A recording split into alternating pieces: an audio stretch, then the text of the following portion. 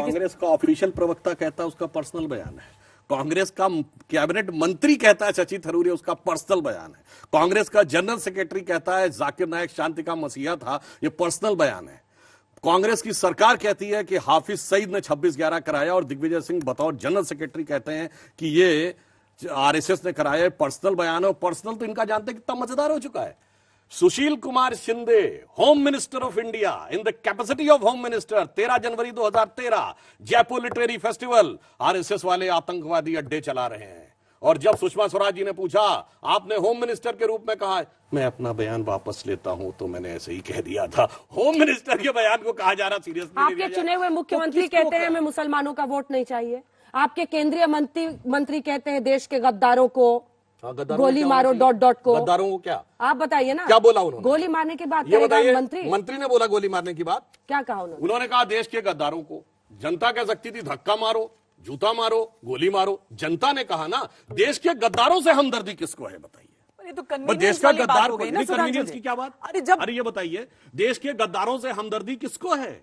जिसको इशरत में बेटी नजर आती है, हाफिज में साहब नजर आता है, ओसामा में जी नजर आता है, जाकिर में शांति का मसीहा नजर आता है, बुरहान वानी में भटका हुआ नौजवान नजर आता है और भारत की सेना के अध्यक्ष में सड़क छाप गुंडा नजर आता है।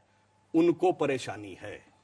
अब अपने आप दर्शकों को निर्णय करने दीजिए कौन गद्दारों के साथ और कौन। और अभी आप उनके नेता चुन के आ रहे हैं तो आपके भी जो तो है। हमारे बताइए रामजादे वाला क्या था उसके आगे का? मुझे तो हिम्मत नहीं है ऐसे शब्द बोलने का। आप बताइए क्या कहा था? हम तो ये बात कह रहे हैं कि उस विषय के ऊपर तो प्रधानमंत्री और गृह मंत्री दोनों ने सदन के पटल पे कहा। बताइए किसी ने कहा ओसामा जी के लिए माफी मांगी?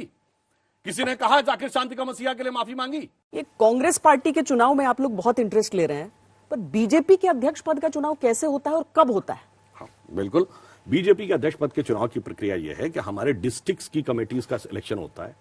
जब कम से कम 2/3 डिस्ट्रिक्ट हो जाएंगे उसके बाद प्रदेश की प्रक्रिया शुरू होती है और कम से कम 2/3 प्रक्रिया जब हो जाएगी प्रदेशों की तब राष्ट्र की प्रक्रिया शुरू होती है केंद्रीय। और हमारे हर 3 साल में चुनाव होते हैं, हर 3 साल के बाद बदलाव होता है। इसीलिए आप देख लीजिए जब से 21वीं सदी का पहला सूरज उगा है, मैं लाइन से अपने 8 अध्यक्ष बता सकता हूं, इनके यहां एक ही रहा। और मैं विनम्रता से कहना चाहता हूं वैसे तो इनका अंदरूनी मामला है, मैं ये भी नहीं दावा करता इनकी तरह कि जैसे इनको हमारी पार्टी का सब कुछ पता, मुझे इनका अंदरूनी नहीं पता है। मगर मैं इतना कहना चाहता हूं राहुल गांधी जी एक व्यक्ति एक पद कहे थे। नेहरू परिवार का एक व्यक्ति बताइए जिसने अपने पास 2 पद ना रखे हो, प्रधानमंत्री और राष्ट्रीय अध्यक्ष, बताइए। देखिए अमित शाह जी गृह मंत्री बने, अध्यक्ष पद छोड़ा। राजनाथ जी गृह मंत्री बने, अध्यक्ष पद छोड़ा। अडवाणी जी डिप्टी पीएम बने, अध्यक्ष पद छोड़ा। हमारे यहां बताइए किसी ने रखा हो? 14 साल तो हमारी भी सरकार रही, नेता प्रतिपक्ष और अध्यक्ष कभी एक साथ रहा हो। इसीलिए मैं कह रहा हूं हम 71 साल से आज तक एक व्यवस्थित पार्टी है। क्यों?